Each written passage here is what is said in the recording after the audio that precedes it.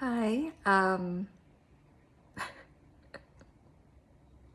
Molly Gaudry, and I'm going to be reading from Fit Into Me, which is a finalist for the 2025 Big Other Book Award for Nonfiction. Thanks, John Madera. I'm just going to read a little bit from chapter 2, which starts as nonfiction and then shifts into fiction for half a page and then back out to nonfiction. There are some quotes. There's Marguerite Duras, and Maggie Nelson and Jane Smiley will have lines in these pages. Okay. As I sit here in Salt Lake City this evening, on the love seat I inherited from my grandma, Betty, the sky over the Wasatch foothills beyond my bedroom window turns dark royal blue, then navy, now black. Reflected back at myself, I have for company the yellow glow of a small glass lamp I bought several years ago when I lived in Virginia. Its soft light over the years has been a steady friend, offering comfort I've come to rely on, especially on long winter nights like tonight when the day is done. And what have I made of it, the day? What might I make of it yet? Only this lamp knows, bearing witness to the work I begin when the sun sets and night moves in. And just like that, he was retrieving her coat and shoes from his bedroom, and then he was back and placing her shoes on the floor in front of her and holding open her coat behind her. She slipped out of his robe and draped it over the arm of his couch, where only moments before he had been reading to her and massaging her feet in his lap. She put in one arm, then the other, then cinched the belt tight at her waist. The floorboard creaked beneath her as she shifted her weight into her right shoe.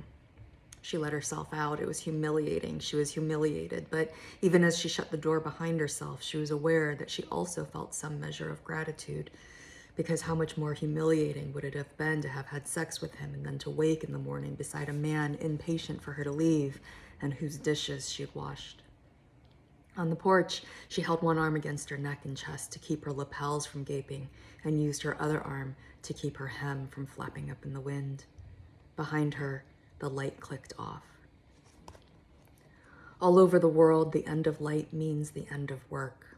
As for myself, I've always experienced that time not as the moment when work ends, but when it begins.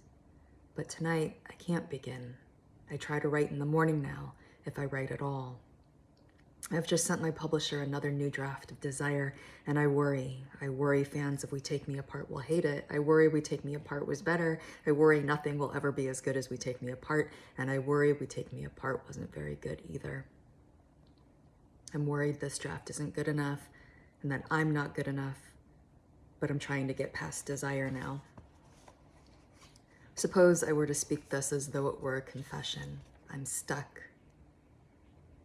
If only I could write my way towards some kind of understanding in this chapter, if not to forgive myself, to accept myself for who I am. Trying to write this chapter, though, this essay, is proving a self-fulfilling failure. It's supposed to be about desire and about Nathaniel Hawthorne dreaming about 1,000 things as he pours his heart out in love letters to Sophia Peabody. But it's also about my grandparents one particular Christmas Eve in Ohio. And it's also about the tea house woman on Christmas Eve in Salt Lake City. Yes? It's about the tea house woman on Christmas Eve and how she became the woman she is, standing now on a snow-dusted driveway and preparing herself for a sort of walk of shame back to her van parked on the street. And it's about that porch light clicking off behind her. It's about the moments that make us who we are. Are all such moments seeds, I wonder, or are some just pebbles? If it's a seed, it grows into something that becomes an important part of the novel. The problem is you can't know ahead of time whether a sentence will be a seed or a pebble, or how important a seed it's going to be. What and why are the moments that make us who we are, and how exactly did the tea house woman become this person, taking half penguin, half Bambi on ice steps all the way to her van, and leaving in her wake the sad proof of her ineffectual high-heeled existence in that otherwise perfect blanket of snow? Sadder yet is the smear she leaves after stepping and slipping, sliding from the driveway onto the street, whereupon her jumble of footsteps becomes impossible to track, until from that wet gray mess emerges a line of shoeless footprints to the driver's side door of her van.